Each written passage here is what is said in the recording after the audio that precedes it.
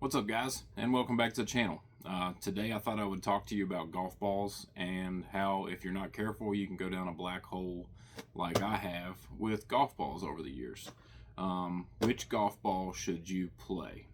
It's a very simple question with a very complicated answer if you want the best performance out of your golf game. They're kind of separated into a few categories. I have a ton of golf balls in front of me. We'll go over them and see what you think. At the top end of the list, you got your Titleist Pro V1s, your Titleist Pro V1 left dash, regular Titleist Pro V1s.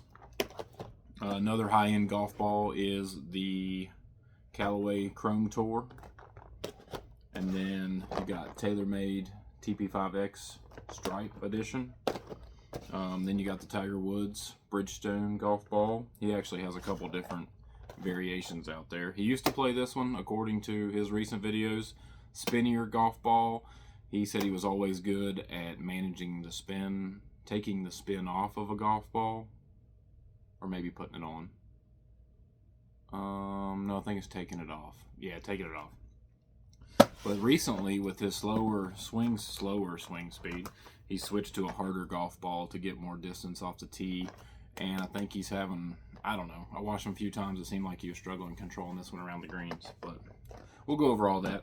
So really, it comes down to, what do you shoot? What do you shoot on the golf course? What are you looking to get out of a golf ball? A lot of the pros recommend, and I have found this to be true, that you start with the putter, wedges, work your way back. And you don't realize it when you're first starting out playing golf, but there's like a clicky noise. There's a loud noise on some of these budget golf balls, like the TaylorMade Distance Plus, more of a budget golf ball.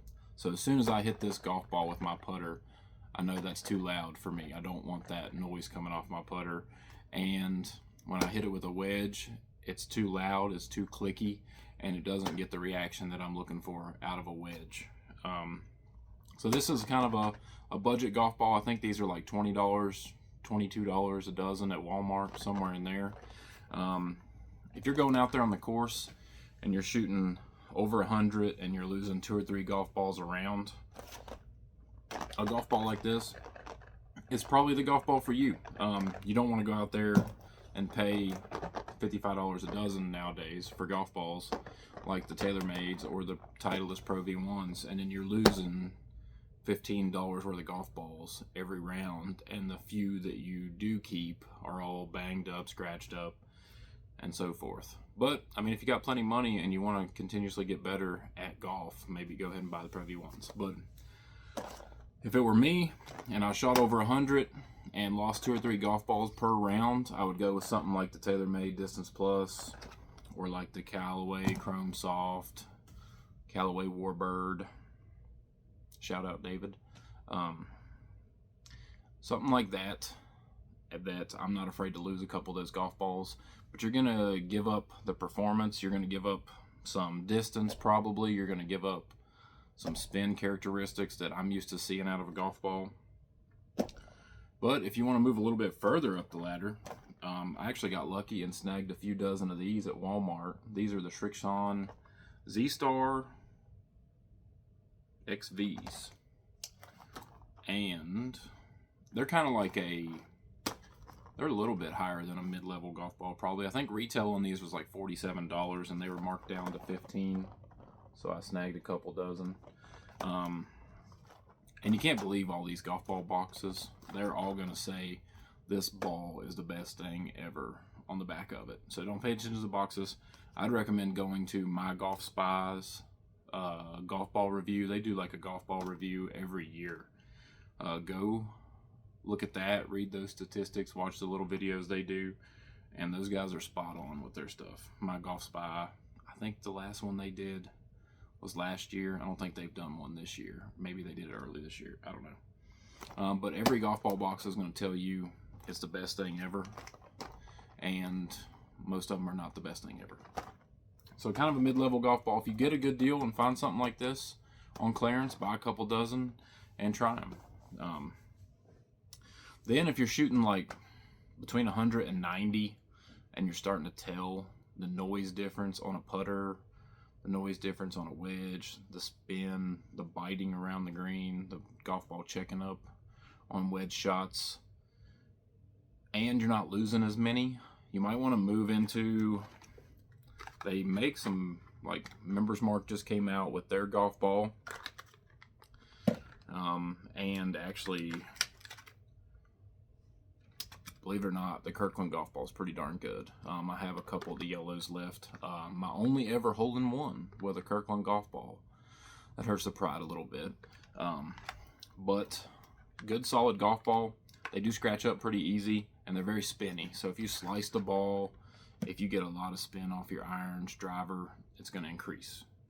So I have found that the Bridgestone red box, the Torby RX, is a little bit lower spinny, and I do see a little bit increase on driver distance for me on this. But if you're shooting between 190, not losing many golf balls, you like to check up on the wedges, you like to sound off the putter, I would go Kirkland or Members Mark for a budget golf ball. But then if you want to keep moving up the ladder, just go ahead and break the bank and pay $55 for a premium golf ball. And then if you're getting to where you know your 8-iron goes 160, 163, and you're hitting like a TaylorMade Distance Plus and you're only getting like 155 out of it, but then you put in the old TaylorMade TP5X and it goes 163, spins like you're supposed to, then you're in a spot in your golf game where you can go ahead and buy the $50 dozen golf balls. And then you'll have to play around. Once you get to that level, then you have to play around. Do I like the Pro V1s? Do I like the Pro V1X? Do I like the Pro V1X left dash? It's a rabbit hole that I've gone down. The Pro V1X left dash, harder golf ball, less spin. I think Bryson played this for a while. I think he's moved on to the regular Pro V1X now. But harder golf ball, similar to the Pro V1X left dash. Spinnier 3-layer golf ball, similar to the Pro V1. But it really depends. And then if you're shooting under 80, like I said, you know your 8-iron goes 163 on a perfect shot, and you hit that perfect shot and it doesn't go what you want to do, it doesn't do what you want it to do, then you know it's time to step up your golf ball game. But in my opinion, if you're shooting over 100, losing some golf balls, buy the cheap ones at Walmart, Noodle, Warbird Plus, TaylorMade Distance Plus, something like that, just to get you on the course. Just get out there and play. Who cares what golf ball you use? Get some range balls. People have been known to shoot their best score with a range ball. If you're shooting 100 to 90, starting to feel the difference off the putter, starting to feel the difference off the wedges, maybe go with a mid-level golf ball like this Srixon. But if you're shooting 90 to 80, or even, that's usually what I shoot, between 90 and 80, and I like a premium golf ball. But it does hurt your feelings when they get scratched up off of a perfect shot or something, out of a bunker. It does hurt your feelings when you lose a $5 golf ball. But then if you're shooting under 80, you're a scratch golfer, you probably know what golf ball is right for you after a series of testing. But that's the golf ball rabbit hole. Like I said, my only ever hole-in-one is with the Kirkland version 3, the yellow one. And that hurts, but it's also one more hole-in-one than all my buddies have. So, see you guys on the course.